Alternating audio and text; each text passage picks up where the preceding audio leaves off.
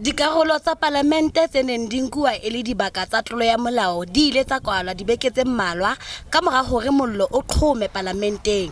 Lefapha la Mesebetsi ya Setjhaba hammoho le di-Hawks le ile la etsa diphuputso ka sesosa sa mollo ona. Much ground towards restoring the function of Parliament and support for its business has happened during this year of 2022 since the fire broke out on the 2nd of January.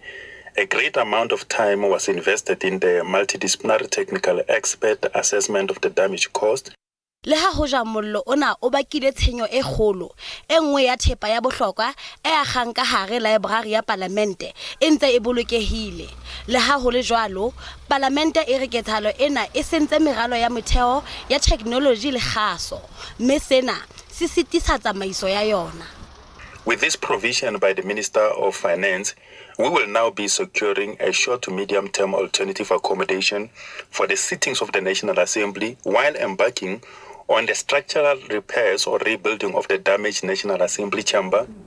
Moqosuwa ka ketsahalo ena ya ho tjhesa Zandile Mafe eo ha jwale a ntse a le ditlamong o lebelletswe ho hlahella kgotla hape isaho.